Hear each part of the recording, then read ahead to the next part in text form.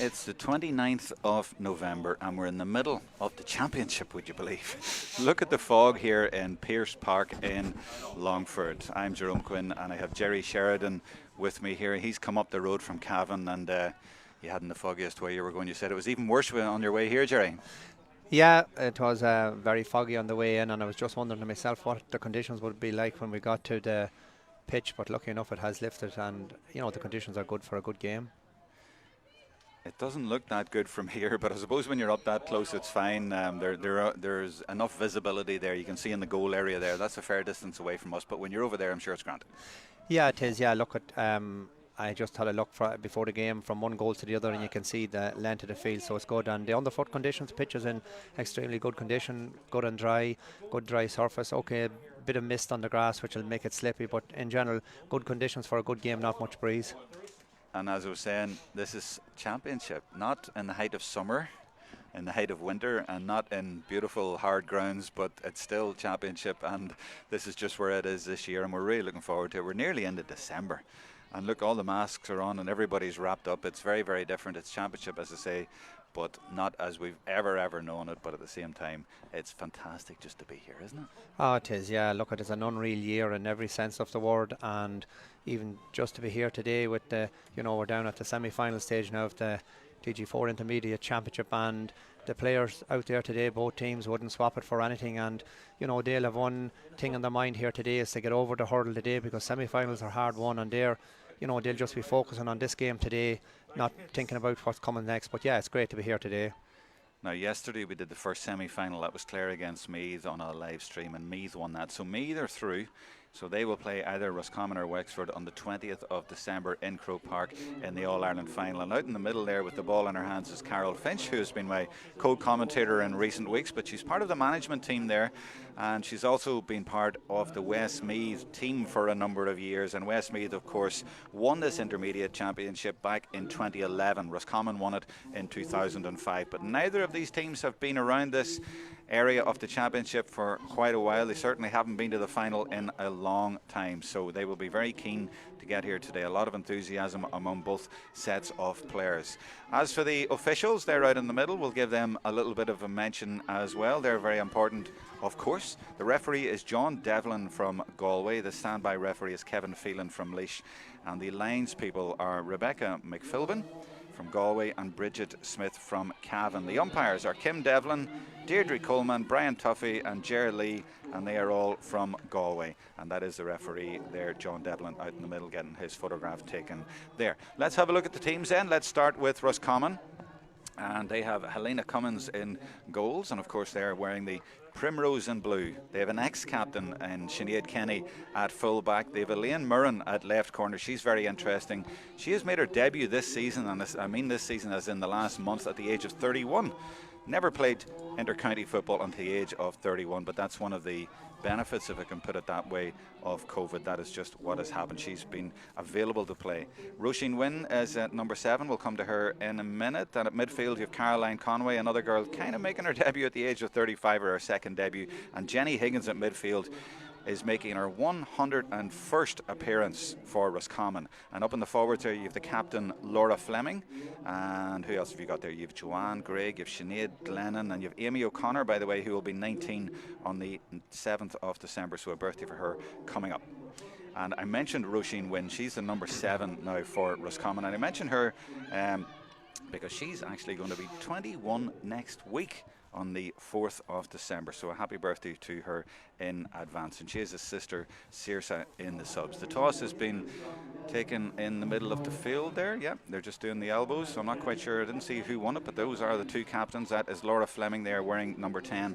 And number 6 is Fiona Claffey. She's been playing quite a while for Westmeath. And of course, she also plays for Foxrock Cabinteely in Dublin, and she would be a teammate of the likes of Sinead Goldrick, who won yesterday with Dublin through to the senior final. So it would be quite an occasion for her if she got through to Croke Park on the 20th of December and her clubmates were playing in the senior game, and if she was playing in the intermediate game. Now, Westmeath, let's have a look at their team. We have Lauren McCormick in goals. She's at UCD training to be a doctor, and you have Rachel Dillon in there, and you have Fiona Claffey, as I say, is the captain. At midfield, Johanna Maher and Tracy Dillon, who's a sister of Rachel Dillon. In the forwards then, you have Leona Archibald, Anna Jones, Lucy McCartan, Vicky Carr, and people of my generation and Jerry Sheridan's will know her dad as Tommy Carr, the ex-Dublin player. And then you have Ciara Blundell and Karen Hegarty. And let's pick out their number 7 as well. The Westmeath number 7 is Aisha Roche. And Aisha plays for Kilbeggan Shamrocks, and she's actually from Kerry. She came up here to work in Westmeath, but there's a Kerry woman playing today on the Westmeath team, and there's Leona Archibald beside her out on the pitch at the minute warming up. So those are the teams. Your thoughts, Jerry? Yeah, we'll start with Roscommon first. You know, this is their third time. They were beaten by Meath over the last 2 years at the semi-final stage, so they'll be hoping to make it third time lucky here today. They have some very experienced players there, you know, with you take Joanne Craig there on the forward line, who has played with UL in Limerick and has O'Connor Cup and league medals there, plenty of those. Natalie McHugh there at number 11, another fine player who's playing there since about 2010, so she'll bring a good bit there to the forward line. And their captain Laura Fleming, who was involved with DCU as well back a few years ago. So, you know, some good forwards there if they can get enough possession in that end of the field. You go to the Westmeath team, it's a very experienced team, and a lot of their players there would have been involved over the last, especially when they got promotion to Division 1 of the league. And I just noticed in the forward lines there, they have 4 players from the St. Lomans club, so that'll, you know, those players will know each other and they'll know their movements in and out. 2 from Mullingar Shamrocks, and, you know, that'll be a big bairn there in the forward line, where you have Ciara Blundell, Karen Hegarty, Vicky Carr, Leonie Archibald, and you know, they've experience around the middle of the field with Joanna Maher and Tracy Dillon. So yeah, looking forward to a good game today, and may the best team win on it. You mentioned Vicky Carr there, and I mentioned her as well because her dad is Tommy Carr, who played for Dublin way back. But not only that, I'm mentioning her because she played wing back the last day. Now, she scored a goal from wing back. We were doing that game, if you remember. She came through from wing back. She's now named at corner forward. Is that one of those ones where you will not expect her to be playing right corner forward? She'll be out the field. Yeah, you probably, you know, it'll take the first 5-10 minutes to see what way to set up their team, and you know, she's a very fit player, and I'd say that she will be dropping out the field and pushing forward, but, you know, then maybe sweeping behind the midfield to stop that Roscommon half forward line especially. So it'll be interesting to see what way to set up. I suppose another aspect of it will be the kick-outs, because the kick-out is vital now in you know, for either team, and we saw it yesterday in the Dublin and Armagh game, when Armagh had a player sent in Dublin, pushed up and turned over the next few kick-outs and put the game to sleep at that stage. So that's going to be another thing here that we're going to have to watch out for today. Absolutely, and in fact in the Meath game, Monica McGurk, who's the current ladies Gaelic football TG Cahir All-Star, had a fantastic game plan from the kickouts, and I think 99% of them went into the arms of one of her teammates. It was usually a short one, but it usually worked. On Facebook, Anne Hanley says best of luck to Roscommon today. Come on the Rossies. Josephine Kenny says the same, and I'm going to cut that short because here's the anthem.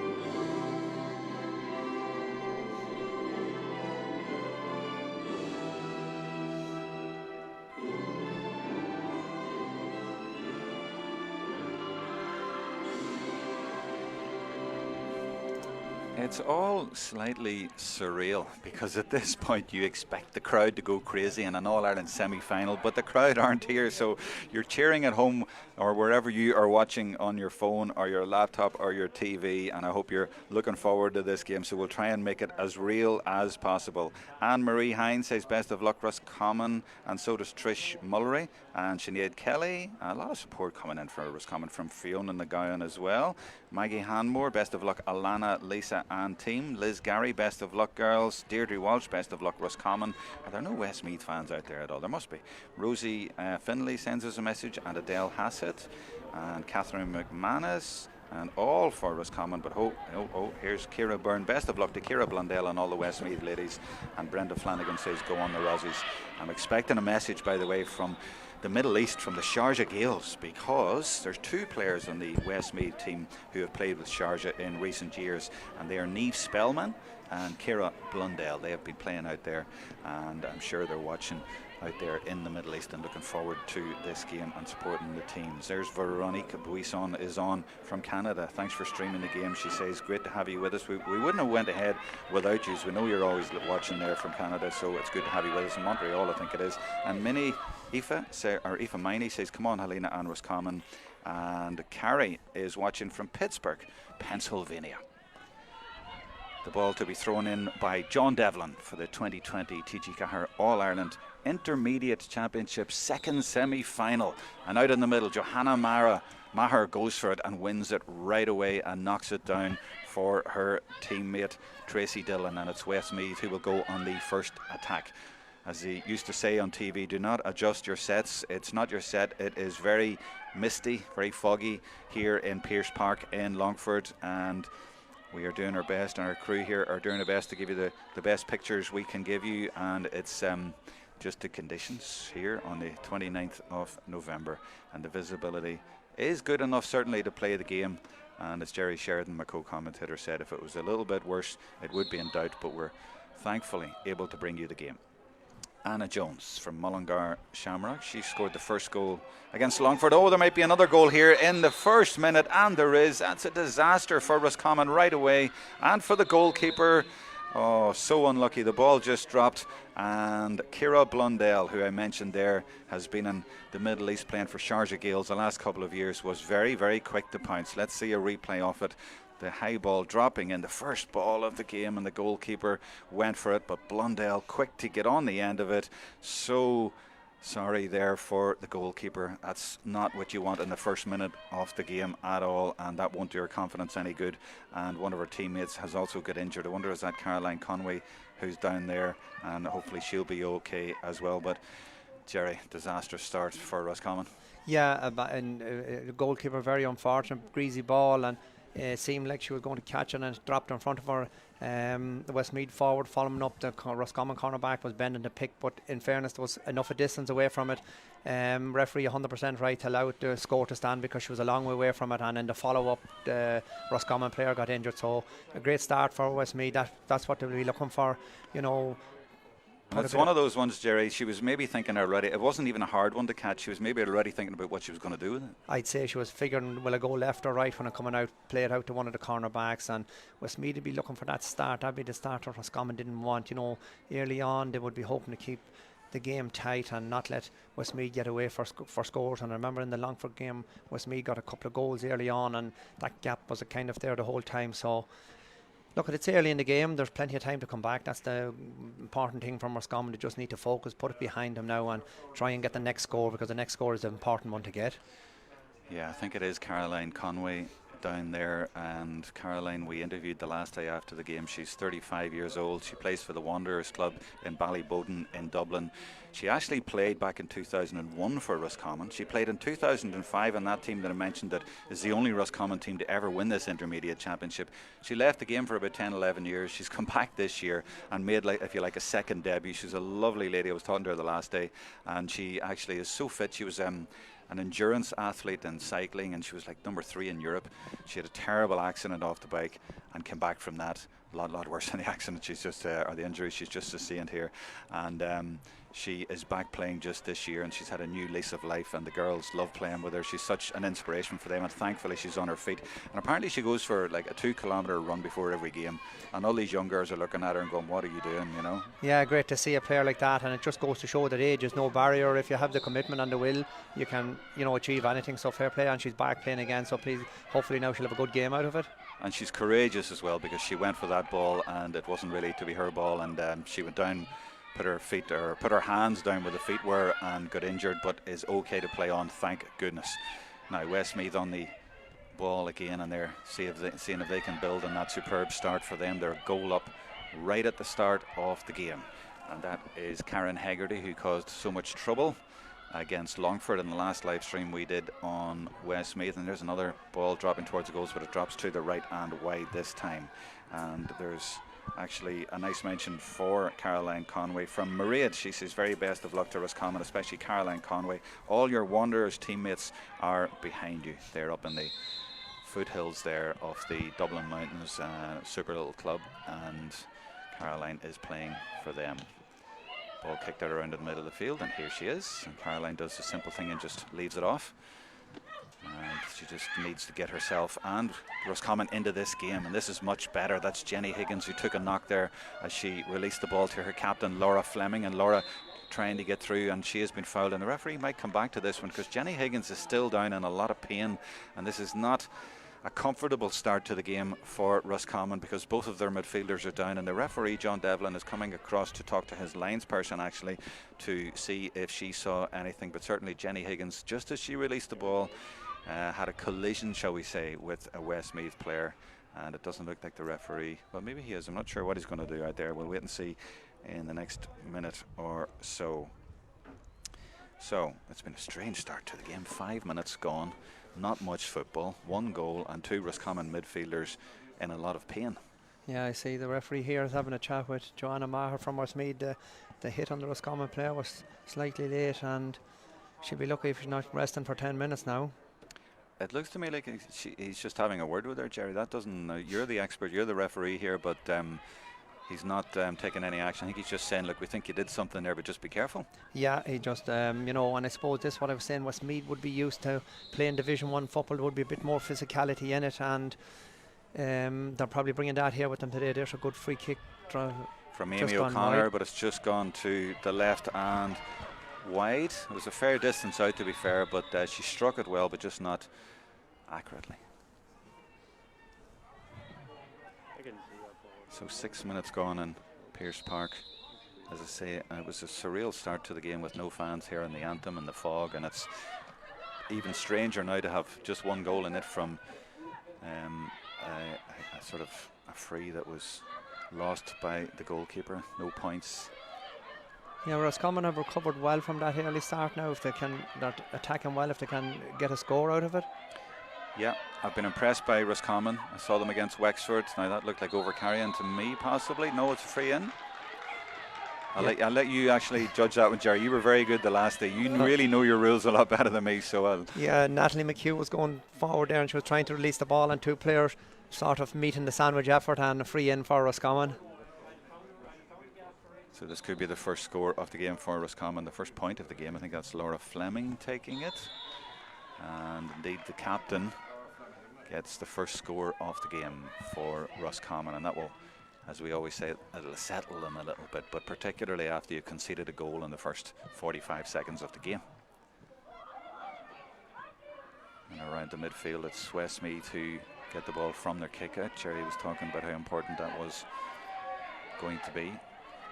And Westmeath now good at holding on to the ball, so when they get it, it's so important. So they need possession from those kickouts, but it looks like they're going to be turned over. I'm not sure who blocked that, but there was 3 Roscommon players there, and they managed to block down, and they get a free. And I just sense a real buzz, if that's the right word, around the Roscommon team. They're really, really up for this. I mean, and during the week I got that from them as well. Now it's not everything, because Clare had that yesterday and it didn't count against Meath, but I really liked them in the last game, Jerry, and they play good football, and they had a great start the last time. They had a Sinead Glennon goal after 2 minutes, but they played really good football throughout the whole game, and they're a very determined outfit, and they've a good spine around there as well. You know, they've got Jenny Higgins in there, and they've got Conway in there, and Laura Fleming, and they're all very strong players, and Joanne Gregg as well. So I'm expecting this to be really close, and there's a free for Roscommon again. Yeah, free in there. The Westmeath player coming out, overcarried. Yeah, Roscommon are putting in good effort. I've noticed already they've got 2 good blocks on kicks already, which is good to see. They're not afraid to put their hands in or put their body in to block the ball, so that's good to see. So they're really up for this game. It replicates what we had yesterday with Meath, and you could see that when they were blocking the ball like that, it inspired the whole team as well, and it lifted everybody else. And Laura Fleming puts that over the bar, and you could say that came from the block back there. So that's 2 points for Roscommon, and they've basically wiped out the goal. So they'll be thinking, yeah, we're right in this game, we've got over that. So it's 3 2, 1 point in it, and that kick out looks like it's gone over the end line, and it is, and Roscommon again will be happy about that. They seem to have the momentum at the minute. They get it into Aoife Gavin at full forward, and she leaves it off. I think that's Sinead Glennon over there, and here she comes motoring well towards goals, tries to get a shot in. She does, but the referee will bring it back, and another free. Westmeath giving away a lot of frees, Jerry. Yeah, hand in the back there, the Roscommon attacking well there. I noticed on the kick out, both teams are going player for player on the kick out. Roscommon are pushing right up and not really giving the Westmeath keeper any options on the kick out. She's having to kick it long out towards the middle of the field, and the last one went across the sideline. So I think out 3 kick outs, they've lost 2 of them. And Laura Fleming has kicked 2 almost identical frees, and is she about to make that 3? She is. We're level. Roscommon will be very, very happy now after that slow start, and they've taken the next 3 scores, and actually they've held possession, has been in the Westmeath half for the last while. But now it's Claffey, the captain for Westmeath. She gets possession rather easily from that kick out and launches a great kick into the forwards. And it's now with Leona Archibald on the right hand side, on her right foot, and she goes for a point, trying to get the first point of the game for Westmeath, but doesn't manage to do it. But much, much better from Westmeath. That was clinical from the kick out, straight up the pitch, good direct football. Didn't end up with a point, but more promising for them. And in a way, maybe they've settled a little bit, or been sitting back a little bit after the goal, but they need to wake up. Yeah, that's their second wide, and the shot was from about 25 metres out. So, yeah, Leona Archibald usually would score. Now they have another chance now, because Claffey is driving forward from centre half back, kicks it left footed into the left corner towards Blundell, who's already got a goal. And is she also going to get a point? That looks like it's not going to make it, and it doesn't. And this time the goalkeeper collects it very well and leaves it off to her left hand side, and that is Roisin Wynn over there now. And we mentioned her before the game. She's 21 next week on the 4th of December. And the cornerback is Elaine Murren, another interesting case with Western Gales, the same club as Jenny Higgins. She made her debut just a month ago at the age of 31 against Offaly, so she is new to inter-county football at the age of 31.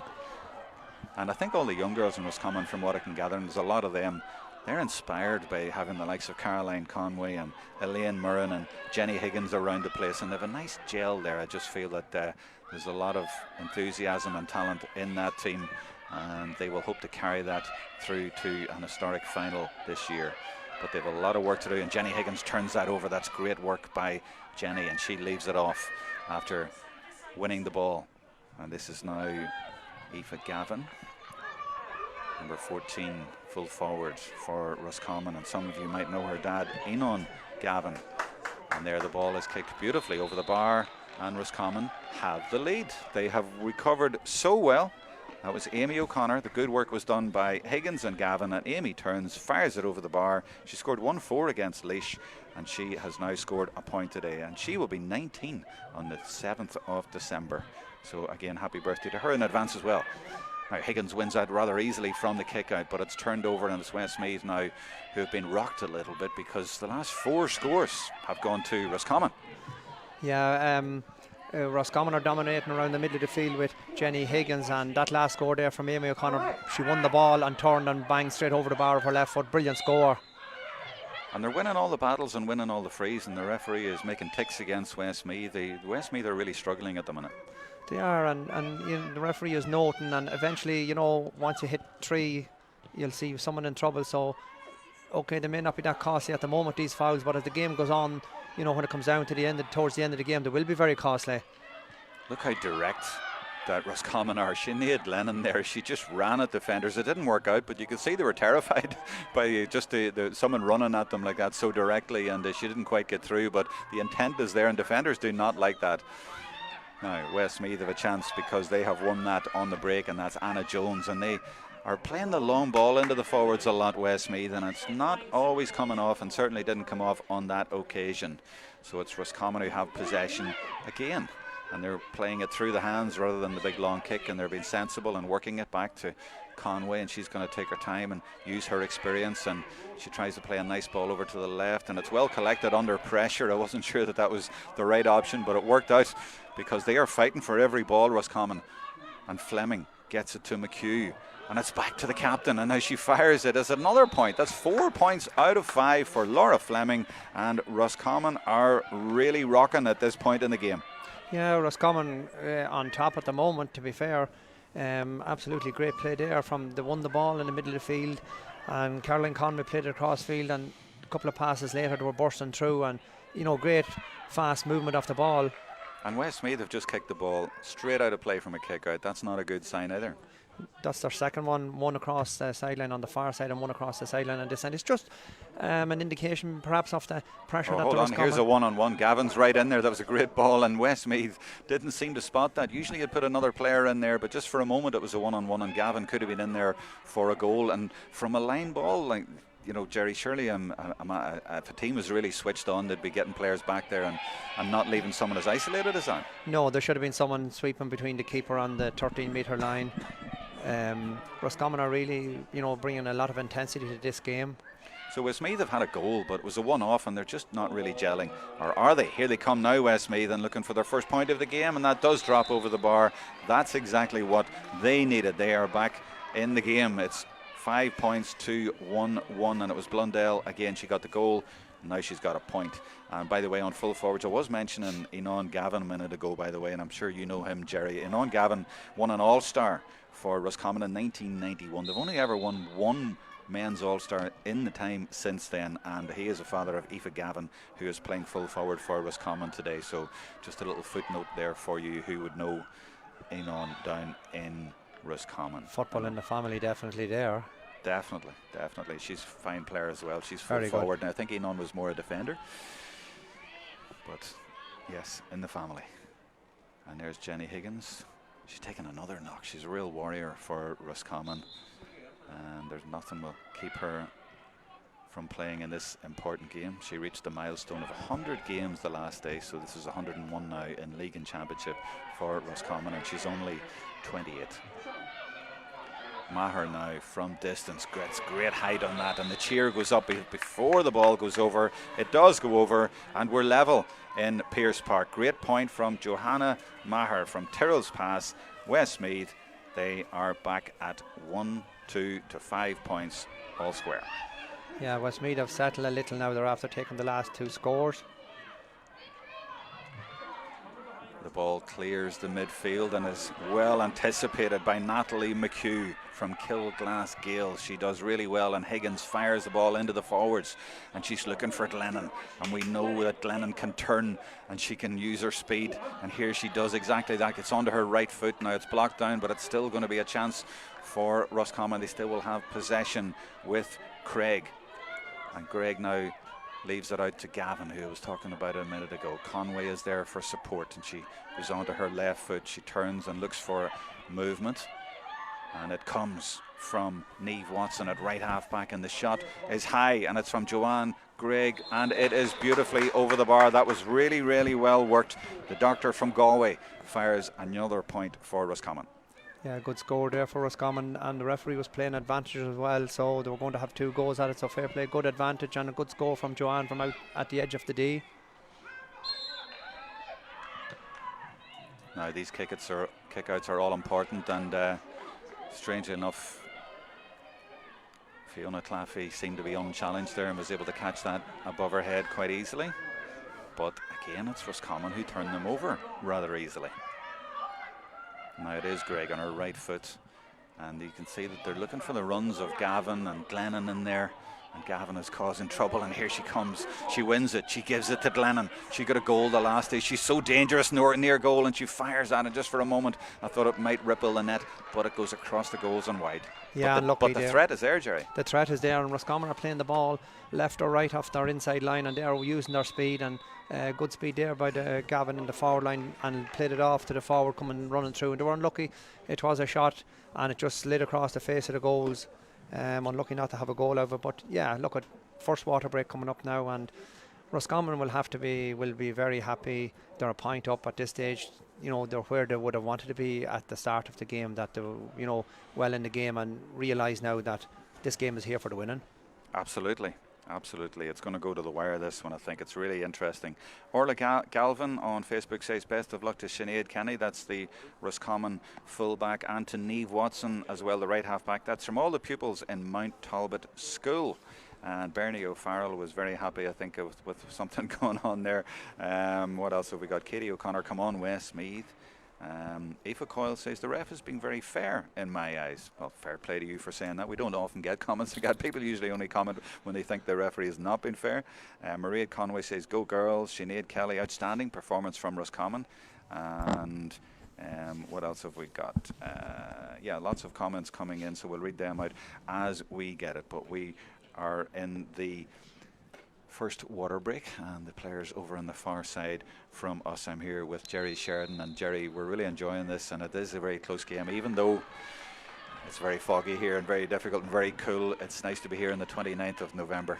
Yeah, it's great to be out here, watching a game, and a good game of football. Both teams are putting in a lot of effort, and Roscommon very happy with the way they have recovered from a slow start, a bad start for them, and they've dominated that first part. Now the important part for Roscommon's point of view would be the next, just immediately after this water break. Don't let the game slip away from them from now to half time. I think the happier team would be Roscommon, because they've been playing the better football. They've had a little bit more momentum. They seem to have a game plan which is more obvious. I know Westmeath will have a game plan, but it's been more obvious for Roscommon. But Westmeath now, let's see what they can do. We saw them against Longford scoring 9 goals, and they're very capable, obviously, of just breaking through and getting a couple of goals out of almost nothing. And you see there Vicky Carr, the number 13. I did say before the game that she'd probably play out the field a bit, and she is doing exactly that. She scored a goal from wing back the last day. She's from the St. Lomans club. As Jerry was saying, there's 3 or 4 of them there in the forwards, so they should be knitting together well. And the support there from Johanna Maher, and she is on her right foot. She scored 1 excellent point already. She offloads it to Archibald, and she kicks right footed, and that's not going to hit the target, but there was a foul there, and the referee has indicated what the problem was, and that will be a free. And I see Johanna Maher having a word with Leona off the ball there and saying, look, let's just get into this game a little bit more, and that's what they intend to do. Roscommon, by the way, won it in 2005, long time ago now. In fact, there wasn't even an intermediate championship for a few years either side of that, but it's now a very, very important championship, and at some point I'll read through that Roscommon 2005 team, because the likes of Caroline Conway was actually on that team. But back with the play, Archibald takes it short, gets it back, puts it over the bar, and maybe the little words from Joanna Maher has helped, but either way it's a good point for Westmeath. It's 6 points, plays 1-3. We're level again, Jerry. Yeah, Leona felt maybe that she didn't have the distance from the free kick, so she played it short, took it back and tapped it over well. The foul was on Joanna for a chop on her arm as she went to pass the ball. Laura Fleming, the captain of Roscommon, does well there to get to that ball first, but the referee has blown his whistle, maybe just because it was a collision, I'm not quite sure. But the interesting thing before I bring in Jerry on that, is that the goalkeeper, I have to say, Helena Cummins, who had that little bit of a disaster in the first minute, has recovered really well, and her kickouts are clearing midfield. They're excellent kickouts, and they're setting Roscommon on the attack, and that's what happened there until that little collision. How did you read that, Jerry? Yeah, keeper has recovered well. 2 players went for the ball. The ball was low to the ground, and I'd say the referee, is he going to give a throw ball? No, he's giving a free to Roscommon. She was going towards the ball when the Westmeath player went down and sent her flying. So it's a Roscommon free, and they put it into Glennon, and they seem to be doing that a lot, especially into that corner, and she collides with the Westmeath defender. How'd you read that one, Jerry? Yeah, as she turned, her arm was out and she barged the Westmeath player, so free out for charging really, and a bit of dissent as well there, and the referee has brought it out, so it's going to cost them another few yards as well. But what's interesting is every ball is going into Glennon, and we saw her the last day in the game that we did against Wexford, and she scored a goal in the 2nd minute of the game. In the end, that goal was a difference. She gets it, she turns, she knows where the net is, so Roscommon trying to find her every single time, and it may work any minute, so they're going to keep trying at it. At the other end, Karen Hegarty fantastic player for Westmeath, offloads it to Tracy Dillon, and Tracy is surrounded by blue jerseys, but she offloads it. It comes all the way back out to Maher. Now, where's Maher going? Oh, it's a lovely ball from Maher. She looks up and she fires it into the corner, into the left corner of the attack. And out here on her own is Anna Jones, and Anna has a lot of work to do. She's a lot of players in front of her, but she's working her way along the end line. Is she going to run out of space? No, she's still there. She gets it back to Archibald. There's still a chance here for Westmeath. They're being patient. They're working it to Maher. It started with Maher. It finishes with Maher, but it goes wide in the end. So no score on that occasion for Westmeath. I see Anna Jones since the start of the game is playing at wing forward, maybe to cover the space behind where Vicky Carr is moving out the field, and I noticed there that she's playing here on the wing. Should have a good chance for a score there. She under a lot of pressure, but in fairness to Roscommon, they defended well.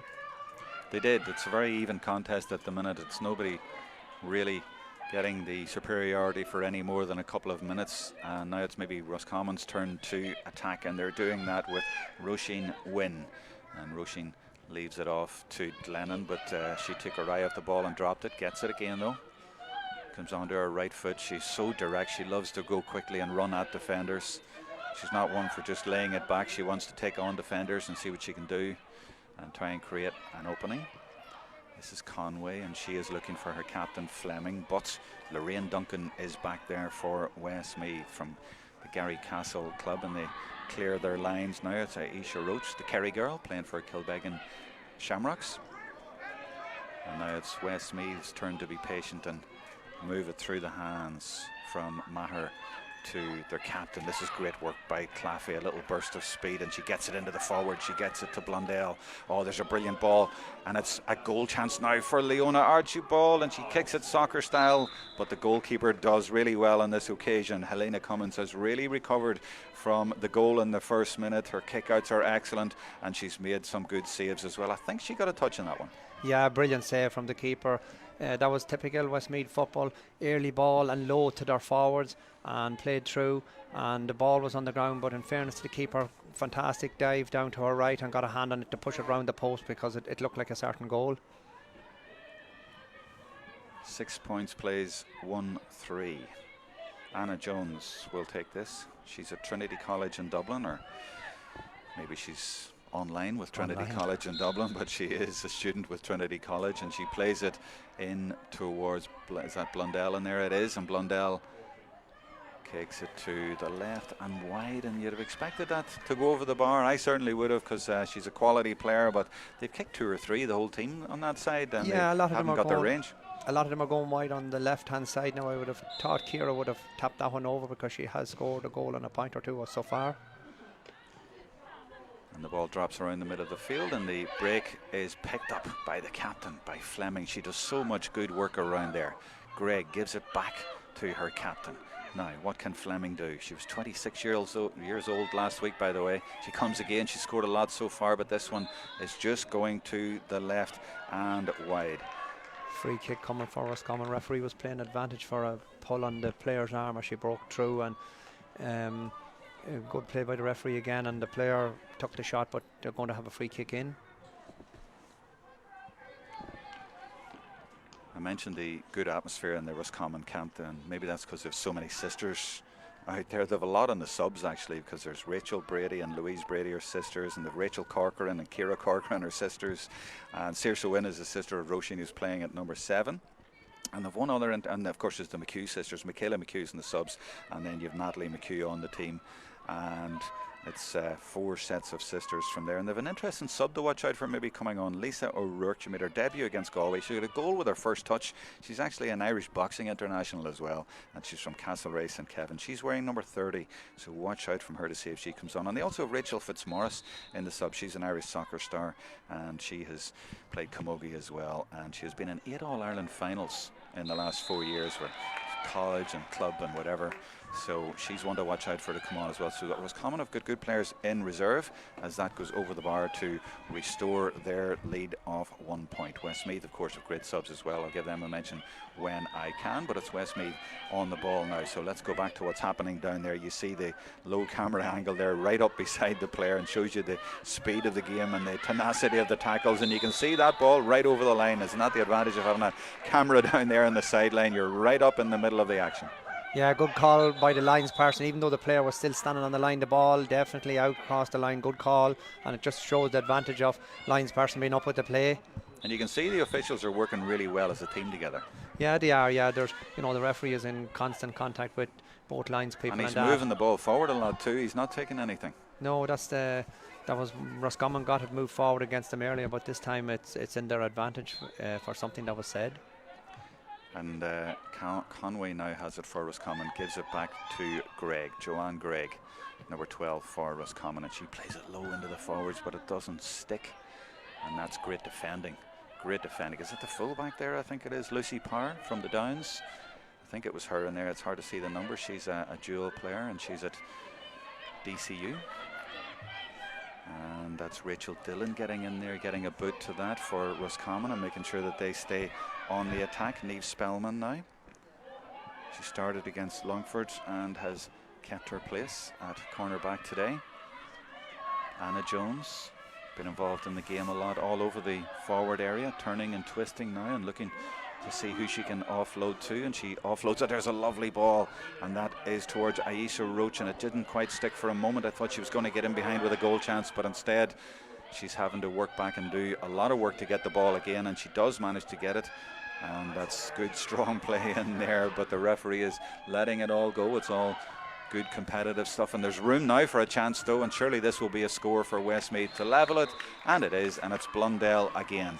And by the way, I mentioned the Westmeath subs and the family atmosphere. Of course it's the same as in Westmeath, and the prime case of that are the Dillon sisters, Rachel Dillon at number 2, Tracy Dillon at number 9, and on the in the subs they have a cousin, Clodagh Dillon, all from the Milltown club.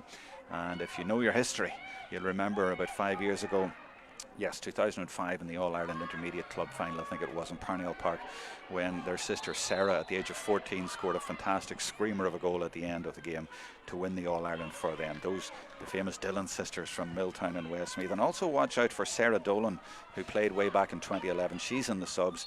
And also watch out for Sarah McCormick from Moat. She came on against Longford in the last 10 minutes and scored 2 goals. So there's lots of options for both managers in this game, and we have a long way to go on it, and we're in the 31st minute, and there will be quite a bit of injury time, and of course the water break as well, and we had the injury right at the start of the game. So it's an intriguing contest, and it's Westmeath on the attack. Scores are level. Can they go in a point ahead? They offload it now, and look who's up there. It's the cornerback. It's Rachel Dillon, who I was talking about, but she is surrounded and she loses the ball, but it's turned over, and there's a chance now for Westmeath, and it looks like Karen Hegarty was very quick to turn that over. She turned over the turnover and she was fouled, and this certainly will be a point, you would think, for Westmeath to go in a point ahead. Yeah, Roscommon were working extremely hard. I was just counting, they had around 12 players back working in the defence, and they did the foul just outside the line or on the line, and to be fair, they should have got out with the ball. They had put in a tremendous amount of work to win it back and then turned it over easily, so this is going to be you know, you would expect a score to come from this. Archibald, she's a specialist in penalties and from frees. She's a former All-Star nominee. Scored 2 penalties actually, well, took 2 penalties against Longford, the game we were at, and they both went in, but only one was given, because when I watched it in the slow-mo afterwards, which we had the advantage of later, it actually hit the stanchion behind the goals, but wasn't given, but it should have been given. So she certainly scored the second one, and she's an expert penalty taker. She scored one against, I think, Mayo as well in the National League just before the lockdown.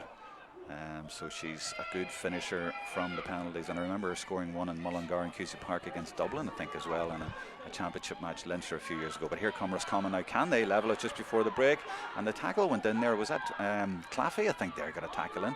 Now the referee has his hand up. He's playing advantage, and it looks like there will be a free for Roscommon. Not for the challenge by Claffey, I don't think, but he certainly spotted something in there. So this will be a chance to level it at the break, and there really is nothing between these teams. The one scorer gets one team gets a score at one end and then the other team gets a score at the other. Yeah, foul there on Sinead Glennon, who's having a fine game for Roscommon. You know, she's the fulcrum of their attack. And I just noticed on the last 2 kick-outs for Roscommon that Westmeath are standing off, and you know, one player is standing. They're playing one player back behind the midfield. So, and Roscommon have spotted that, so they've found their player twice with their last kick-outs.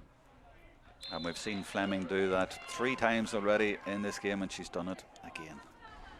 So the captain has levelled things in the 34th minute of the first half, and that kick out goes straight to Joanne Gregg, and Joanne says thanks very much, and she tries to find one of her teammates but is intercepted, and Westmeath might have time to get up the field.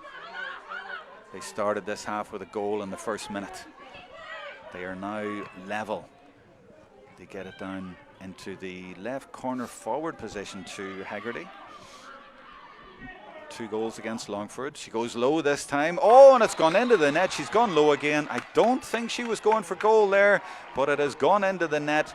And Westmeath had a goal in the first minute from a goalkeeping mistake, and I have to say that's another goalkeeping mistake right at the end of the half.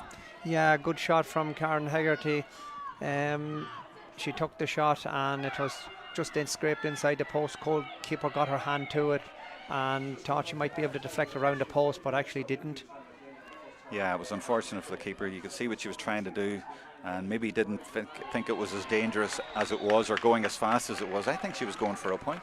I think she was too, and another point there now from Westmeath. So suddenly they've turned, a level game, into a 4-point lead just before half-time. So it's a big move there by Westmeath just at this stage. And it's Haggerty with the goal and the point.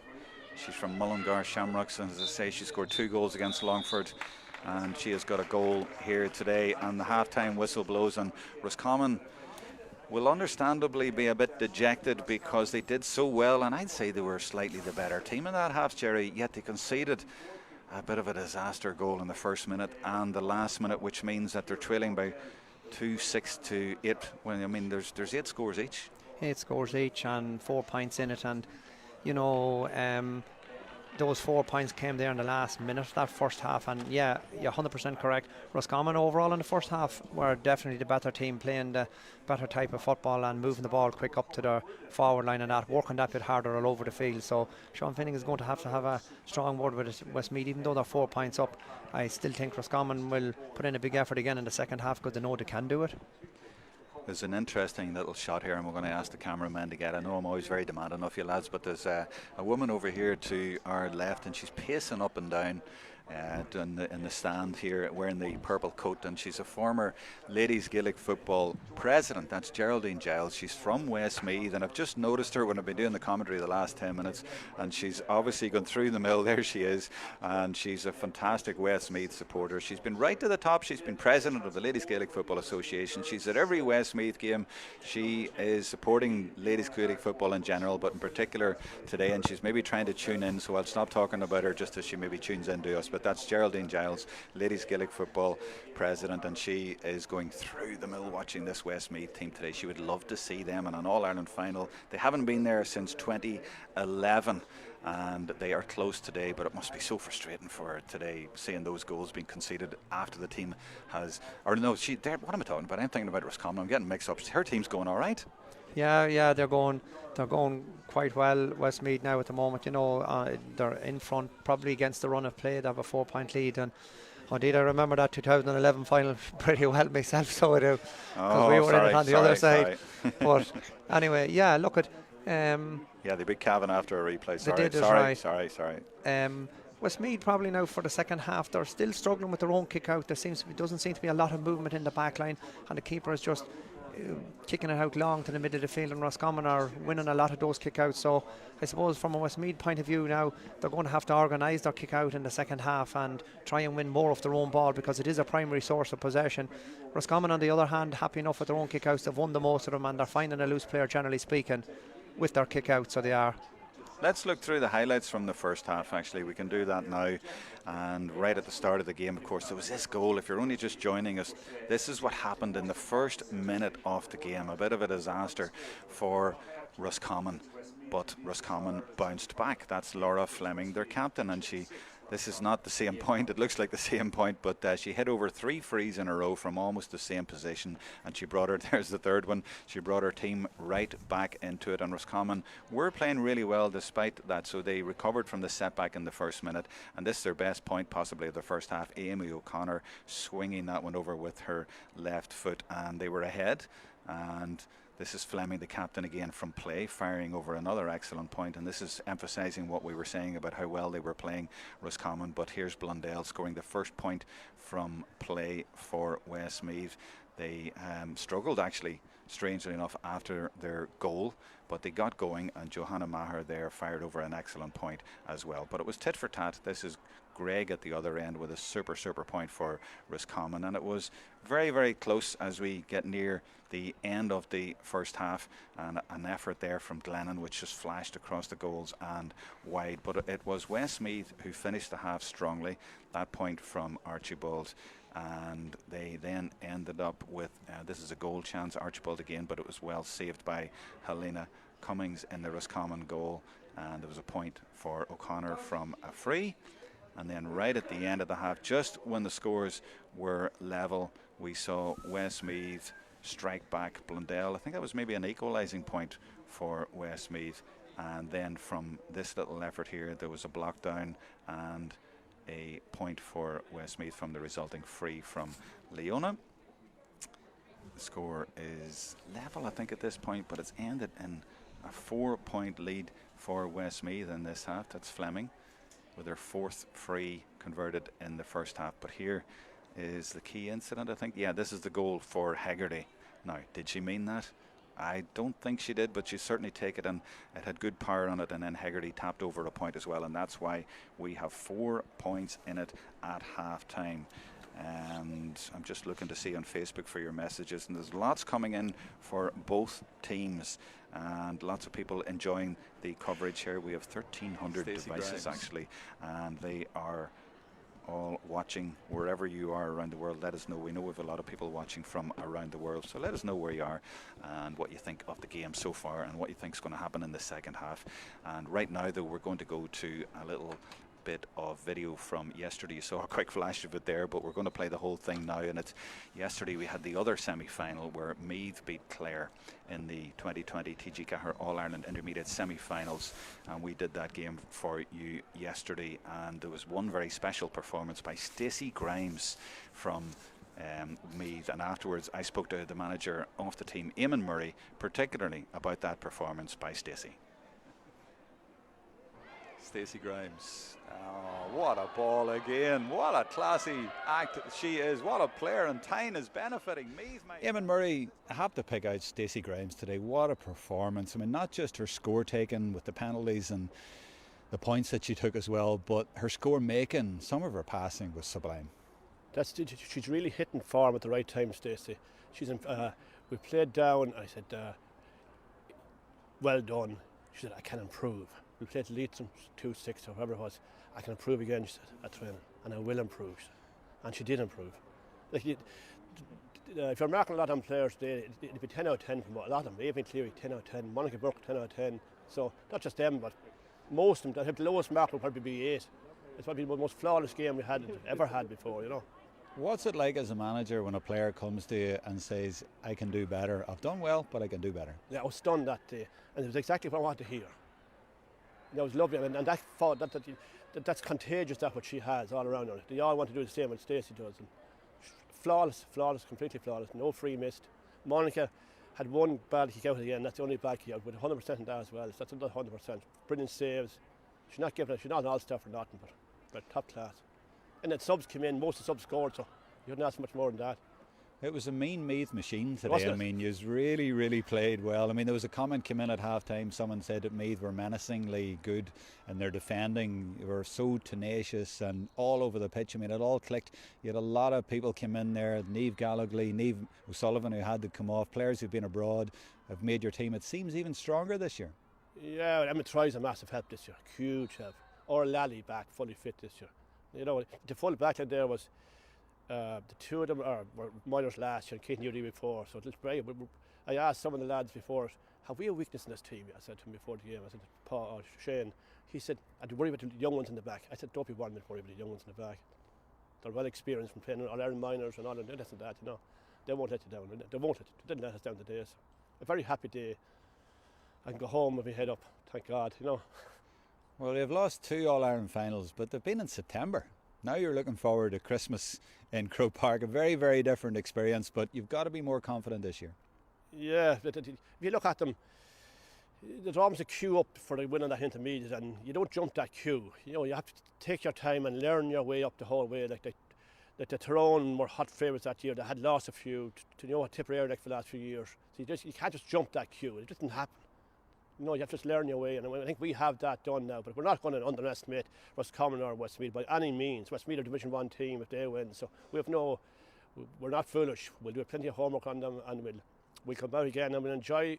We really enjoy our football in Meath. Now, when I mean that, training, we have a lot of fun in training, and there's nothing bad. They're a very close-knit bunch of players, and that's the way we want to keep it, you know. And after this, we'll be quite happy to be a lot closer after this. Are you really going to enjoy your football throughout December? I can't wait. Yeah, that's what I live for. That's what my family live for. So, and I'm going to live for it as well.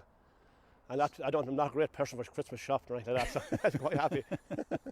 So this is definitely Christmas for you? Oh, this is Christmas from now on. It's going to be a long Christmas, please God, and a good Christmas. A good Christmas indeed, and the strangest of years for Eamon Murray there, the Meath manager, but so delighted to be able to avoid the Christmas shopping and to be taking his team to Croke Park on the 20th of December. Surreal, but he'll take it in this year. His team will play the winners of today in that final, so it'll be Westmeath or Roscommon in the final. At the minute it's Westmeath leading by 4 points, and that's the referee John Devlin out there in the middle. And I don't know about you, Jerry Sheridan, but it looks to me like this fog is here to stay. Is it getting worse or better? It definitely hasn't got any better, maybe a little bit worse, but I think look what we get this half of it anyway. But yeah, it's here. Like if you look just outside the pitch, outside the environs of the pitch, it's very, very heavy. But yeah, I think we'll be safe enough for the second half. But yeah, it hasn't improved any anyway. No, I don't think so.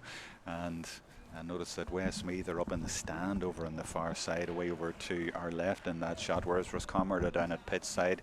Westmeath are sitting down, Roscommon are standing up. That's the main difference. But there's Westmeath now on their feet and looking to come down for the second half. And the message for them, I guess, will be you're 30 minutes away from Croke Park, from an All-Ireland final, and see if Westmeath can win this intermediate championship for the first time in 9 years. You have a 4-point lead. You're in a great position. Whereas Roscommon, down on the pitch side over to our right, I'd imagine, Jerry, now I'm putting words into people's mouths here, and you're the manager, you're the guy who's been there before, but I would imagine they're saying, look, you've played great in that first half. There's no reason to be despondent. You've conceded a couple of unfortunate goals, but get out there, you can still win this. Absolutely, yeah. They'll be saying, like the Roscommon management, Michael Finner and them will be saying, look at girls, we're the better team the first half. We keep doing what you were doing. We're doing a lot of good things. Keep going at them, keep defending the numbers, and you know, probably from Roscommon's point of view, it will be important to get a score or two early on, not let that, you know, to keep narrow that 4-point lead and bring it in. On the other end, the Westmeath management will probably be telling their players, look at girls, we're a couple of points up, we haven't played to our full potential in the first half. Get out there now, first 10 minutes of this half, get a couple of scores on the board.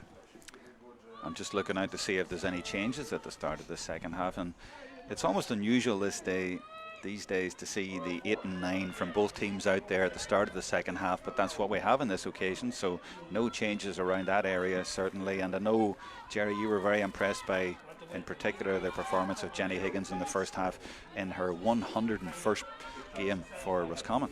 Oh, absolutely, yeah. She did Trojan work throughout the first half. You know, she was up and down the field, got plenty of blocks on the ball, delivering good ball to the forwards, and it's a credit to her that it's her 101st game and she's still going as strong as she was in her first game. Absolutely. Now, Westmeath win that, but look, Caroline Conway's in there, and she does really well to anticipate that and to turn it over and to supply the ball for her left half-back, Roisin Wynne. And it's Roscommon, because of that, who have possession, and it's a ball from Conway into the forwards trying to find Greg, but it doesn't stick with her. And look who's all the way back there, Vicky Carr, number 13, but she's definitely not playing in the corner. She's all over the pitch, and the last day we did see her score a goal from wing back. She's with the St. Lomans club. as are quite a few of the Westmeath players. There's a big high direct ball into the forwards, but it is collected easily by Helena Cummins, the goalkeeper, and she spreads the play really well out to Niamh Watson. Niamh in her debut year, even though she's 27 years old, from the Niamh Dominics club, as are quite a few of the players on her team and in the subs. Conway again.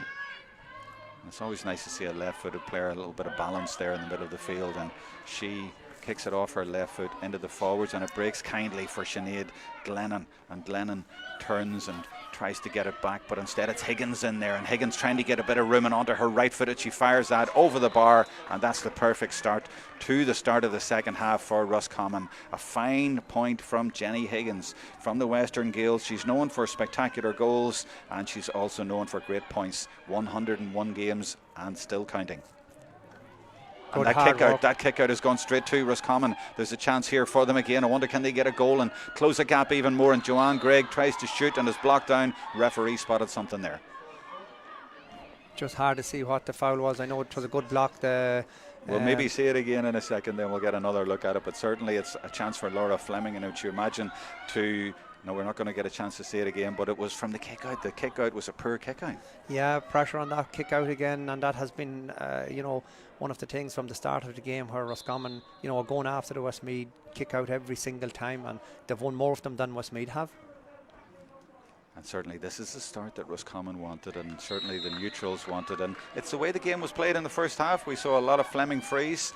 I think it was 4 of them, and that make that 5 now. So the pattern of the game is continuing, and Westmeath have closed the gap right away to just 2 points. And let's see if Westmeath can get out. They can't, because that ball is broken. And again, Conway is coming really into this game, and she is reading a lot of the ball around the middle and giving vital possession to her team, and that's why it's coming into the forwards, and that's why the pressure's on. Gavin gives it to Glennon.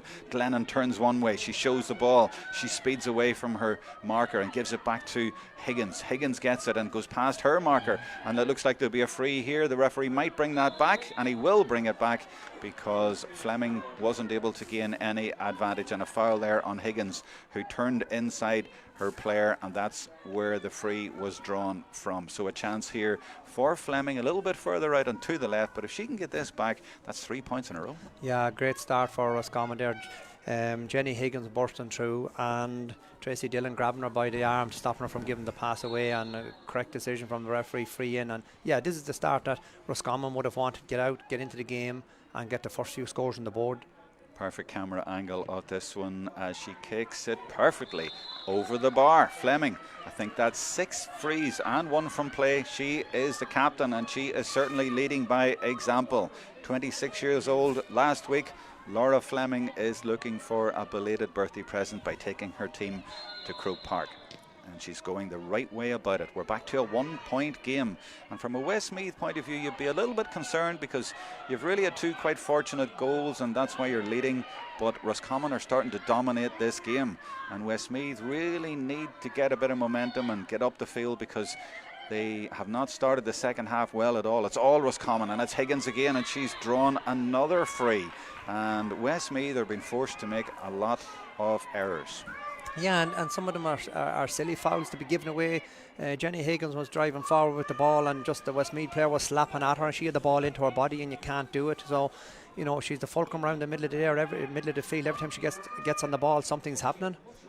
Fleming has, as I say, put over 6 frees, but all a lot closer than this. So I can see that she's looking around to see is there any movement here, and now she finds Caroline Conway available, and Caroline will collect that at the second time of asking and leave it off, get it back, and she'll look for Fleming. It's coming all the way back to her, and look, there's room here now for Gregg, and Gregg does well to get it in to Natalie McHugh. Is there going to be an equaliser here? It's Fleming. She can't get on her right foot. Good defending from Westmeath, but in the end Amy O'Connor thinks, I'll have a go. She did do very well in the first half from a free and from play, but on that occasion she didn't get her angle quite right, so it remains a 1-point game.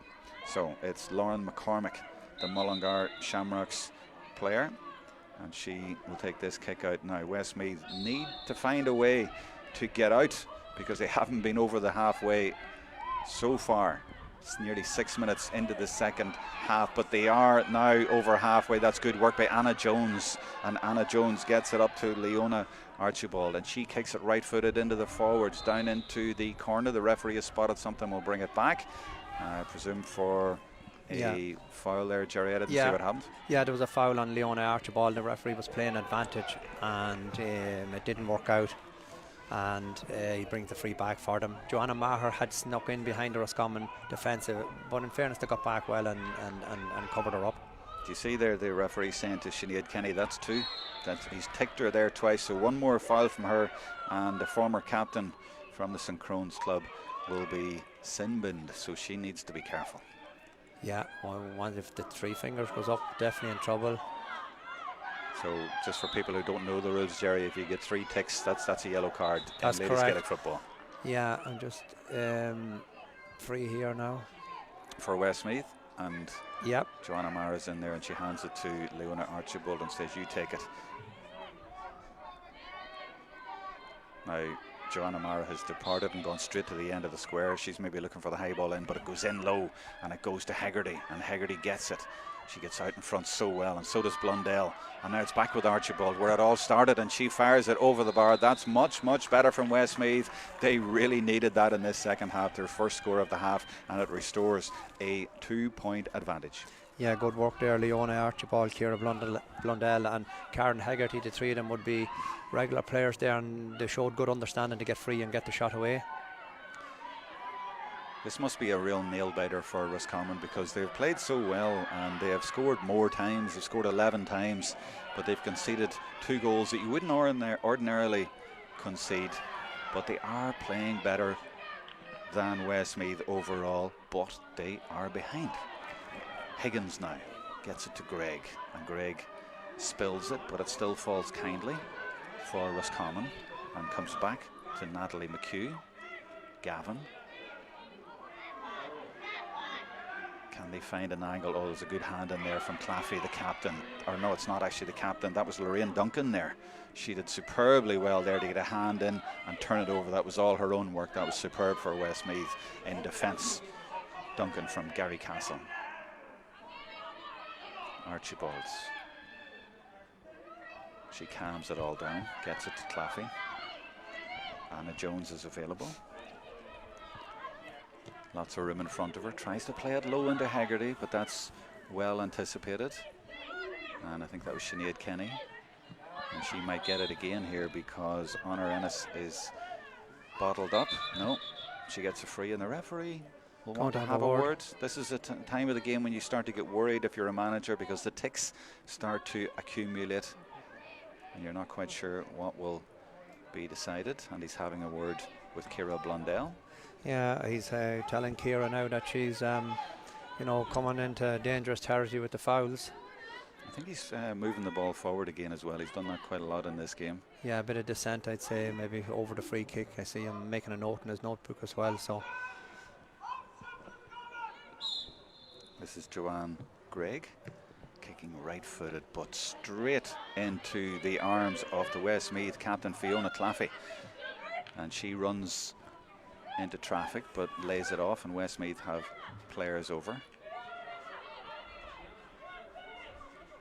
Archibald plays a nice ball inside there, a nice positive ball, and it looks like she's going to get it back. She does. Can she score from there? She shoots from there, but it doesn't have the distance and drops into the arms of Helena Cummings, and she does well to clear her lines there and gets it to Niamh Watson. Now Roscommon, after the good start to the second half, find themselves 2 points behind. Conway to Higgins, the two midfielders. Now Higgins has a little bit of room in front of her. What's she going to choose to do? She drops the shoulder and speeds off to her right, but at the vital moment she slips and loses possession and goes down, and hopefully she hasn't hurt herself there, but she looks to be in a bit of bother there. That's not good at all for Roscommon, and there's another player down in the middle of the field. We'll maybe see what happened there as Westmeath. Yeah, there's a clear foul on that occasion by Glennon, and the referee making another tick. And I'm sorry to say there's 2 players down at the minute. One is Rachel Dillon from Westmeath, and Jenny Higgins over to her left. After that run she made, you can see her there, and I don't know, it looks like maybe she stretched something there just at the last minute and after she lost the ball. Yeah, she was making a good run through the middle, and she lost control of the ball, and then she had to stretch to try and retrieve it, and she picked up a knock in the process. Yeah, she's on her knees at the minute over there to the left off camera, so we'll keep an eye on that. That's going to be crucial for Roscommon, because she really has been in the wars, I was saying earlier, and she really is crucial to her team. She has been playing very, very well, and she'd be a massive loss now if she wasn't able to resume. Anna Jones gets a side of the posts, but she was maybe hoping that would curl in, but she puts it to the right and wide. So Roscommon effectively playing with 14 players at the minute, and they will give their stalwarts Jenny Higgins every chance to recover, but she had 2 bad knocks in the first half, and that's another one. I'm not quite sure what the problem is, but they will want to get her back in action for the last 20 minutes of this game, and she, more than anyone, will want to be involved for the last 20 minutes. Yeah, she's down a while now. You know, it seems to be a facial around the face, or she's winded, and probably now the referee probably needs to come up and have a look and see, because she's maybe a minute or two down now, and see what the story is.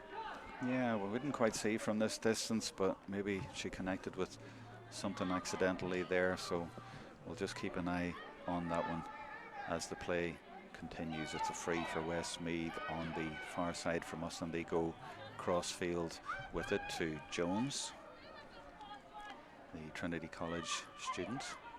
She leaves it off to Aisha Roach, the Kerry girl, and the referee spotted an infringement there. We haven't had any substitutions yet in the game, but there are a lot of good options. Yeah, both teams are very strong subs bench, and a bit of a pull there on the Westmeath player as she was playing the ball away, so it's a free in. I see Jenny Higgins is back up and in action again, so she is, so that's good to see. And she's sprinting as well, which is good to see as well, so she's covering from the free.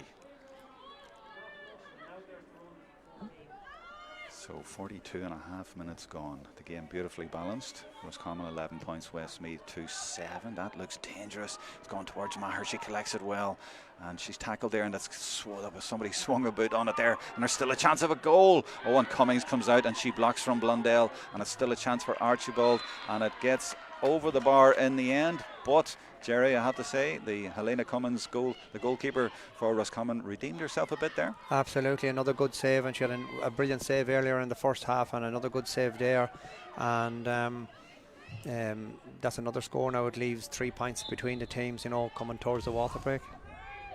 Actually, maybe there is a substitute that has been made. Actually, did I see a number 30 out there? I'll just keep an eye on that, but get back to the play. Yeah, no, that's number 10 I'm looking at. Anyway, Archibald at the moment for Westmeath. They have restored a 3-point lead, and they are the dominant team in the last 2 or 3 minutes of this game, and that's still into Archibald, and she's been involved a lot, but that's dropped easily into the arms of Cummings, and Cummings deals with it and gets it out to her centre half-back Ellen Irwin. And another of their young players. She'll be 20 years old on the 10th of January. There's so many girls. Their birthdays around the minute, and they're all 20, 21, 19. Very young team with a few good experienced heads in there as well. And they're going to need that in the last 15 minutes or so of this game. But that's great work from Westmeath, from Rachel Dillon. And good work as well by Lucy McCartan. I haven't mentioned her much, but here she's a soccer player, and this is good soccer play on the ground. But Anna Jones picks it up and then shoots, and she fired that, and for a moment I thought we were going to have another goal, but it hits the side netting. Yeah, just hit the outside of the stanchion. Yeah, the substitute for Roscommon, by the way, the reason that we didn't notice her, she's way down to the left off camera. She's sort of playing as the lone full forward, so we'll bring you up to date with that in just a second as we follow the play. In fact, she might be involved in the play if this ball is worked up to her by Roscommon. It's Glennon out there who's playing a little bit deeper in this half. Maybe that's why she's left the substitute in there where she was in the first half. Now Higgins has definitely recovered. She fires that, but just to the right and wide. The substitute for Roscommon, by the way, is Lisa O'Rourke, and I mentioned earlier that she scored a goal with her first touch after coming on against Offaly, and she's an Irish boxing international. She is on the field now. She's a tall player, and she's playing in the full forward area. They seem to have isolated her in there, so they'll maybe try to hit her in there and see if she can get an all-important goal. She's actually now chasing there, as you can see, just on the shot, but doesn't manage to get there, but it is turned over. That's good work by Sinead Kenny for Roscommon. And the game just looks like it's a little bit disorganized at the minute. There's nobody really on top. There doesn't seem to be much happening. It's like a little bit of a lull, but you know that there's not much in it, and we could be in for a grandstand finish as we go to the second water break. And it's been Westmeath on top ever since that goal in the first minute, but it's an intriguing one because you know that Roscommon are playing very well and they're capable of winning this. Yeah, Roscommon, you know, they were 4 down at half time. They're 3 behind now. They're going to be a big 15 minutes needed for them. I think they probably need a goal if they're, you know, there's 3 points in it. Roscommon or Westmeath are tapping over an odd point here and they're just managing to hold the lead. And it got a bit scrappy there for the last few minutes. Both teams had a chance or two here and there to get some scores, and they didn't. So I think the next 5 minutes now after we come back from the water break is going to be vital on this, because Roscommon need to get a score or two. Westmeath will, you know, try to extend their lead. But in fairness, Roscommon have put in a great, you know, a lot of work, a lot of hard work, working hard all over the field. Westmeath likewise on the other end of it, and you know, this it's a great game of football, so it is. Yeah, it's interesting, and it is keeping people interested right to the end, whereas yesterday Meath beat Clare very easily in the end. Meath are in the final. They were very, very impressive. They are into the final in Croke Park on the 20th of December, but who is going to join them?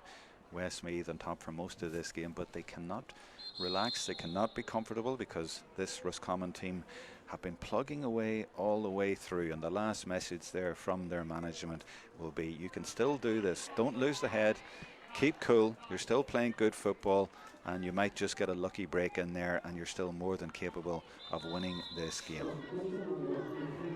And the announcement is for a substitution, I think. Yeah, 26 for 9 for Westmeath. So Tracy Dillon, the midfielder for Roscommon, is being replaced by Leanne Slevin, also from the Milltown club in Westmeath. They won the All-Ireland Intermediate Club in 2015 when Sarah Dillon famously scored their winning goal dramatically towards the end of the game. Caroline Conway for Roscommon takes the sideline ball and fires it back to Niamh Watson. Now, what can Roscommon do? We often see a change in pattern of the game directly after a water break, and it's Roscommon who are trying to burst through, but they lose the ball at the vital moment there, and that's what I was talking about. Composure, just at this stage of the game, is so important. Don't lose the head, don't lose the ball. Watson, Conway, she never loses her head and never loses the ball, it seems, either, and it works to Jenny Higgins. That's where they want the ball. She bursts through and she's looking for a little bit of support there, and it could have gone absolutely anywhere, but in the end I think it is Rachel Dillon in there. Yeah, she did really well to intercept there and win that, and it's a free out for Westmeath. You mentioned the word scrappy, and I think that's a fair point at the minute. Yeah, but it is. You know, there's a lot at stake out there. There's a lot at stake, you know, high stakes now, because you're on the verge of qualifying for an All-Ireland final, or you're on the verge of being nowhere. So to be fair, both teams look at, there's a lot at stake here and that, and Jenny Higgins bursting through there again. The Westmeath defender just got her fingertips to the ball and deflected away. There was a half a goal chance coming up if the pass would go to hand. Now 13 has gone off. That's Amy O'Connor for Roscommon, and has 12 gone off as well. Yeah, Joanne Gregg has gone off, so 2 changes. And interestingly, Roscommon have brought in Rachel Fitzmaurice, and she is a fine young player. She's only 22. She's a soccer star, she's a camogie star, and she's more than capable of turning this game on its head in the last 10 minutes or so. She's a great sub to throw in for Roscommon. Now here's room for O'Rourke, and excuse the pun, but will the Irish Boxing International deliver a knockout blow at the end of this game? That's exactly what Roscommon need. They're in need of a goal. They're 3 points down, but they'll take a point, and it is fired over the bar. They'll be very, very happy with that. It was fired over by Natalie McHugh, and Roscommon just seem to have their tails up at the minute, and that will give them that little bit of belief as well. If they can just keep their heads, they can still do this. Yeah, still plenty of time, you know, to bring this lead back with points, to keep taking their scores. Now, what can Westmeath do in reply? They usually have an answer, and on this occasion Lucy McCartan isn't able to collect it. There was 3 blue jerseys around her, and you can see that tactic. Jenny Higgins with a direct ball into the full forward line, looking for a rook, but it's really well anticipated. That's good full back work there by Roscommon, and she's bursting out as well. Is that Lucy Power over there? I think it is, and she did really, really well in there to spot the danger, clear it, and it's Westmeath on the attack as a result of that. They're trying to get it to Hegarty. Oh, and Conway goes in there where it hurts, and she tries to get the ball, but she certainly breaks up the attack, and that's great work from Roscommon. And I think they're going to get the free as well. Yeah, they win the free as well. That's good work by them. I'm seeing off camera, Jerry, that Westmeath are dropping an extra player back into defence, so they're playing a sweeper in there because they're trying to protect their lead in the last 10 minutes or so of this game, and they are lining up a substitute over on the far side as well. So both teams ring in the changes as Caroline Conway fires a good left-footed ball towards one of the substitutes, and it's Rachel Fitzmaurice, and she gets it over to the other sub who's just come on. That's Kate Nolan from the St Bridget's Club, and between them the two subs have done well. And just as I say that, there's a dispossession, but the referee has spotted that that was an illegal tackle, so it's a free for Roscommon, and the momentum is definitely with them at the minute. Yeah, Roscommon not afraid to ring the changes in the forwards there because they know they need more scores if they're going to win this game, and took off 2 players and put in 2 players who and have made an immediate impact. So brilliant, brave play by Caroline Conway just a moment or two earlier back in the defence there, where she threw her body on the line to intercept the ball, and we've seen her early on in the first few minutes of the game getting a hard knock, so she's not afraid to put her body about for her team. That Westmeath substitution is Karen Hegarty going off, replaced by Sarah McCormick, who scored 2 goals when she came on as a sub against Longford just a few weeks ago on a live stream that we did. At the other end, here comes Roscommon. Can they get through in the last 10 minutes or so? Well, there's an effort at goal, but it's gone over the bar. They'll take that again because that reduces it to 1 point. Roscommon are really rolling in this game at the minute. That's the captain, Laura Fleming, with great determined play. She scored 7 points, I think, off her right foot. There's one of her left. What a player, what a performance by the captain. We really have an interesting game here now. 1 point game now. And Fleming has led her team back into this, but what can Westmeath do in reply? Leanne Slevin, one of the substitutes. McCormick is waiting for the ball into the forwards because she knows where the net is, but Westmeath can't get it up there. They go cross field to their captain, Fiona Claffey, and she always loves to burst forward into the space and then lay it off, and that's exactly what she has done there. And this is what Westmeath need to do. They need to get their hands on the ball, they need to hold on to the ball, and that's what they're doing. The referee's going to bring that back, although I thought they were going to keep possession. They might have been happier than that, but I suppose they'll take the free because it breaks up the play and just slows things down a bit. Yeah, we eat up a little bit more of the clock. Yeah, tackle on the player there by 2 players. She had the ball in close, and they were holding possession well there, which will make Roscommon chase after them, and that will create a scoring opportunity for a forward. They're probably looking to go short with this free kick. Well, just off camera behind her there is an option, and it's Vicky Carr, but she goes forward instead, and the Roscommon defender slips, and this is dangerous, but Cummings comes out and deals with it emphatically, and that's much better from the goalkeeper, and she gets it off to the left side. And after the goals earlier on, I'm sure the heart is in the mouth for Roscommon when the ball drops in there, but the goalkeeper really did well, and she has certainly redeemed herself and is a very fine player, and she's hoping to go into an All-Ireland final with her team. But Roscommon, they fumbled the ball quite a lot, I've noticed, in the last 10 minutes or so, and maybe that's just a sign of how important this is at the minute. They just need to remain composed. Yeah, a couple of little mistakes there coming out. I did have a player on the pass needed to go to hand. It was low on the ground and ended up going across the sideline, and now Westmeath are attacking again. To be fair to the players, I'm sure it's difficult conditions out there. I know it's very foggy and that, but there's a lot of moistness around, and the ball is maybe quite slippy when it hits the grass or comes off the grass. You know, you're coming to the last 10 minutes of the game, or inside even 10 minutes, and you know, nerves, as you were saying, will play a part now, and every ball is vital from here to the finish. And you see there, the ball just doesn't seem to bounce. It doesn't work when you let it hit the turf. Number 6 is Ellen Irwin for Roscommon, 19 years old. What a thrill it would be for these girls to get to an All-Ireland final. They are so close. There's 1 point in it, and that's great defending there from Roscommon, from the cornerback Elaine Murren. But the ball swung dangerously across the D. Now who's going to get to that? Oh, that's fantastic work by Lorraine Duncan to get to that ball first, and that's what you need at this time of game. You need people to stand up, and you see there that she felt that knock, but that was courageous play. It was, and see the referee having a word with her Roscommon player number 10. He's telling her she's on two fouls, Laura Fleming, and she'd be a massive loss, you know, because she has kicked maybe 7 or 8 points and she's a free taker. So you know, you don't, at the last few minutes, you don't need to lose a player now. Right, Westmeath have got the all-important possession. Lucy McCartan doing good work in there.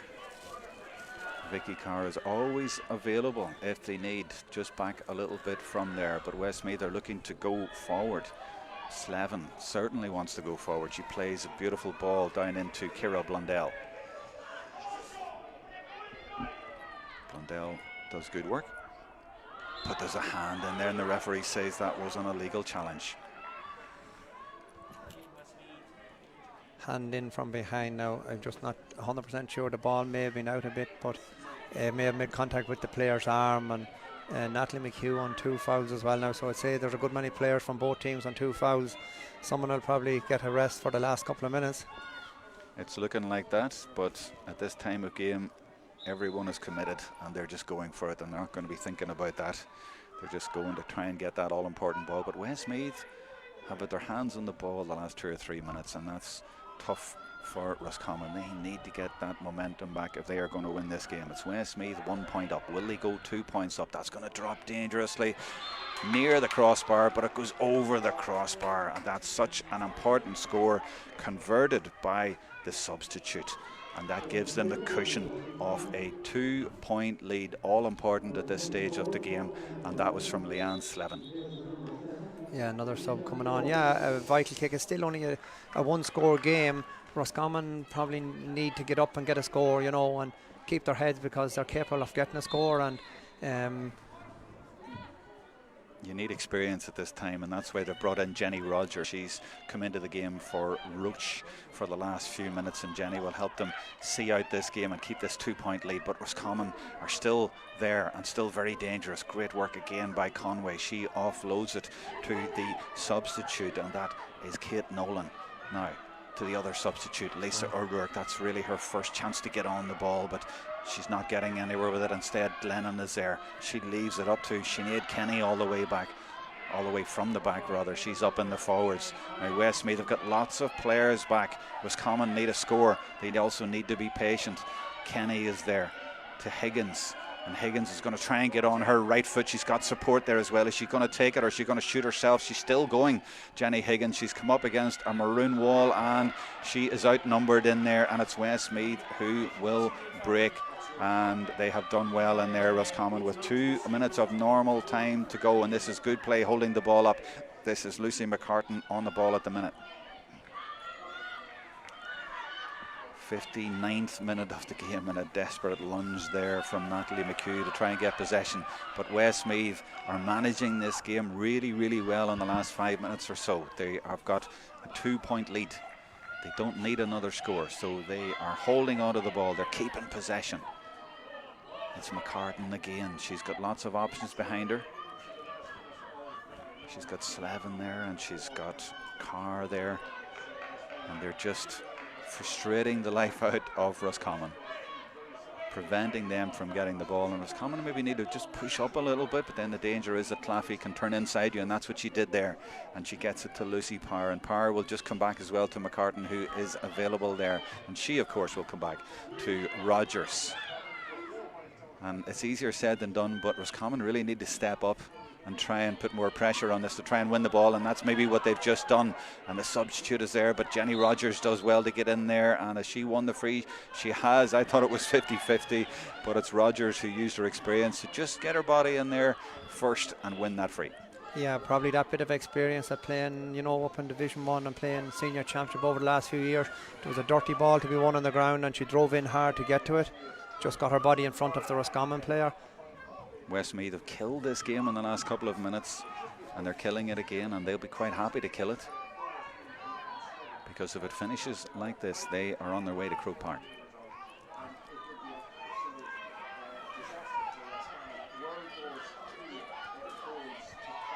Vicky Carr back there, and Rogers, no pressure on them at all, and they'll just keep the ball. They're now into added time. Roscommon haven't had the ball for about 3 minutes, and they're trying to push up. They are trying, but it's very, very difficult for them, because Westmeath are moving in around with some comfort, and they have lots of players who are comfortable on the ball back there. It goes back to Rogers.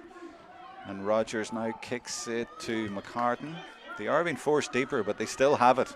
And Roscommon just can't get it.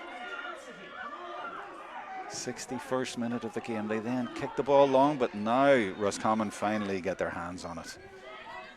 What can they do? They need something dramatic, you feel, at this point.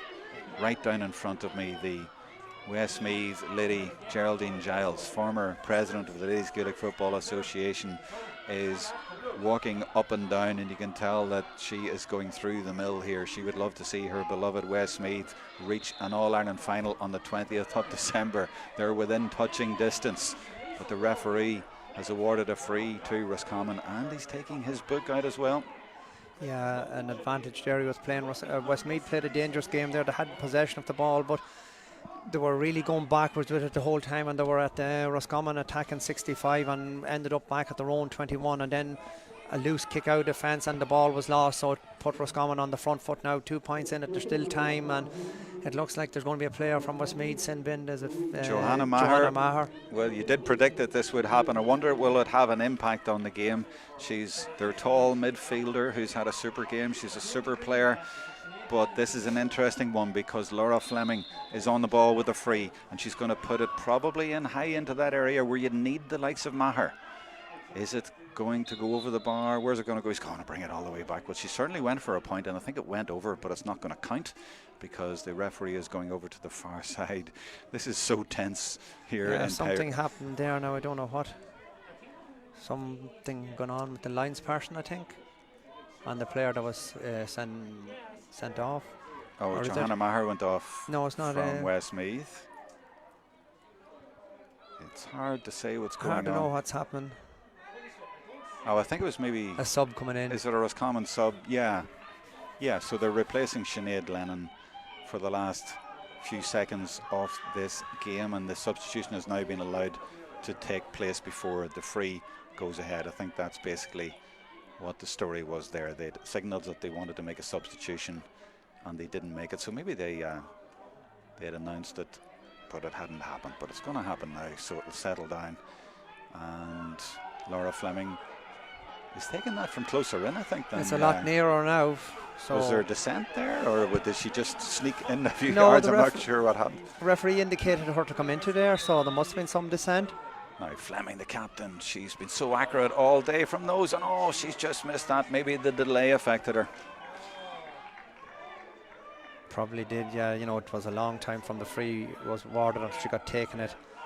This kick out now, absolutely of the utmost importance, because Westmeath need to win it to get it cleared, and Roscommon need to get it maybe to go for the goal.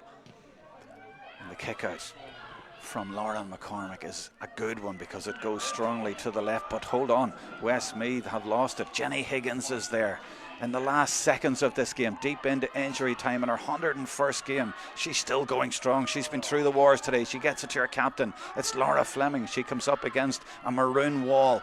They need to get back in this game. A point might not be enough, but there might be a goal chance here. Oh, and she is crowded out there. The substitute was in there, number 21, Kate Nolan. But brilliant work by the Westmeath defence, and here's their stalwart, Jenny Rogers, in there doing Trojan work in the last few minutes, and Westmeath looked like they might have survived a late onslaught from Roscommon. Over carrying. There's still hope for Roscommon. It's so tense. It's referee so tense. Is looking at the watch now, so it's coming fairly near the. And Westmeath have the vital possession. Ciara Blundell picks it up, and you can tell from her body language she's not darting forward. She just wants to find a teammate. They want to manage this game. They want to see it out. They have a 2-point lead. We're in the 65th minute. Westmeath in touching distance. They have lots of options back here, and they're just moving it around. And Rogers, I fancy, will move backwards. Well, actually she turns and twists. She's got options all over the place, and she pretends that she's going to go forward, but instead she gives it back to McCartan. Lucy McCartan drives forward for Westmeath. They don't need to, so she turns and comes back. They just need to keep possession. Dillon, she's had a super game at corner back for Westmeath. Elaine Murren is at a super game too. Is Elaine Murren, at the age of 31, just started inter-county football? Is she, or actually it's Niamh Spellman was a number 4. I've got my number 4s mixed up. That's Niamh Spellman back there for Westmeath doing good work. Caroline Conway for Roscommon. The 66th minute of this game. Roscommon 2 points down. It's got to the stage where I think a point isn't enough. There's their substitute, Louise Brady, who has just come on. What a ball from Caroline Conway. There's a chance now. It's Natalie McHugh. Can they engineer something? They need a goal. And bursting forward now, it's Ellen Irwin. She leaves it off to O'Rourke. Can O'Rourke get it? And she fires it. Has she got the distance, the range? She's fired it wide. So frustrating for Roscommon. Good defending by Westmeath as we go into the 67th minute. There can't be much time left in this game now. And you saw a shot there of Geraldine Giles, the former president of the Ladies Gaelic Football Association. She's a happy woman. She's a Westmeath woman, and she sees her beloved Westmeath through to the final for the first time since 2011. In this surreal year, it's been a surreal afternoon here in the TG Cahir All-Ireland Intermediate semi-finals. Westmeath have won it 2-9 to 13 points. Roscommon will, be disappointed because they had overall they had 13 scores to 11, and probably over the whole game, even though they didn't take all their chances, they probably were the better team on the day and worked hard the whole way through. Westmeath showed their experience, coming to the finish there, kept their backline tight and didn't concede a goal, which was vital. Roscommon were going to win, they were going to have to win by points. When you look back in the game, the 2 goals, whether they were deliberate or fortunate or whatever for Westmeath, they were so crucial. Yeah, and any of these tight games, especially where the scoreline is tight, and that goals will play a vital part, and they played a vital part for Westmeath today, because with Roscommon not scoring a goal, they needed to get 6 points back just to equal the 2 goals that they conceded. So yeah, look, at goals play a vital part in the game. And to be fair to the Westmeath defence, I don't think Roscommon really had any clear-cut goal chances that we could talk about. No, they had one in the first half that flashed, but it wasn't really an obvious goal opportunity. Let's look back at the highlights of the second half, Jerry, if we do that. It was an interesting second half. It threatened to really take off with real drama, but it never quite did. Roscommon started the half 4 points down, but Jenny Higgins put that one over, and then Fleming added a free, and they scored 3 in a row at the start of the second half, and we thought that Roscommon might be going to turn this round, and they certainly got a few good scores and started the half extremely well. And if you look at it overall, I know I've referred to this a few times, but Roscommon scored 13 times. Westmeath scored 11 times, but they got the crucial goals, and they just always seem to just have enough. And here's an example of that: Archibald getting a point for Westmeath. They were always able to get up the pitch and just keep a bit of distance between the teams. And here's one of my players of the match, certainly. That's Sarah Dillon in there, the cornerback, or Rachel Dillon rather, for Westmeath. Sarah is her sister, who famously got the goal I referred to way back. There's a great save by Cummings to keep Westmeath at bay. So you're right, Jerry, Westmeath had more goal chances, and you could maybe count this as a goal chance as well, even though it went to the right and wide. And then we had Natalie McHugh bursting forward and winning frees, and Westmeath did concede quite a few frees, but they weren't going to let Roscommon through easily, and there is a point that brought Roscommon back into it. They were always within touching distance, but they just couldn't get a clear sight of goal. Fleming had a fantastic game for Roscommon, and this is the substitute, Slevin I think it is, who kicked a vital point from a free at a time when there was only a point in it, and that made 2 in it, and they kept that lead right to the end. And there's Jenny Rogers doing great work in there, the veteran player. I hope she doesn't mind me calling her that for Westmeath, but she'll only have one thing on her mind at the minute, and that is getting through to an All-Ireland final, and that's where Westmeath are through. So it will be Westmeath against Meath in the All-Ireland final there in Croke Park on the 20th of December. The last thing that remains to be done today, Jerry, is for you to name your player of the match and maybe give me a few contenders as well. Yeah, look at both teams had some, very good players. If you take on the Westmeath team there, initially you had Rachel Dillon there in cornerback. You had Lucy Power at fullback, made a couple of very powerful interceptions and cleared the ball well. Fiona Claffey drove forward well from centre half back. Joanna Maher, even though she got sin bin there just before the final whistle, she done a lot of work up and down the field. And Anna Jones at number 11 was good as well. Ciara Blundell, number 14, excellent, scored the early goal early on in the game, and a couple of points as well. Then you move over to the Roscommon team. Sinead Kenny, very good there at full back, number 3. You go to midfield, Caroline Conway got a knock early on, excellent throughout. Jenny Higgins, very, very good. Laura Fleming from play and from free kicks, yeah, the whole way through. Also Sinead Glennon there at corner forward, excellent as well. So both teams, you know, had a lot of players that stood up. That is a lot of players. You've named nearly everybody. I'm dying with anticipation here to find out. Well, unusually, rightly or wrongly, I'm going to go with number 9 for Roscommon, Jenny Higgins, because I think just from the start of the game at number 9, and I think it's maybe her 101st game, but the whole game through she took some heavy knocks and that, but she was a driving force in the middle of the field for Roscommon, and for me she just epitomised everything that the game was about, you know, heart, never give up, and you know, she was up the field, down the field. So for me, definitely, I think from playing in the engine room of the park as well, where a lot is expected of you, for me Jenny Higgins today was the player of the match for Roscommon. But you can see her in the shot there looking incredibly disappointed. They have just come up short despite that massive, massive effort. But totally agree with you, Jerry. It's a good choice. But it's Westmeath who are going through to the final. Westmeath against Meath.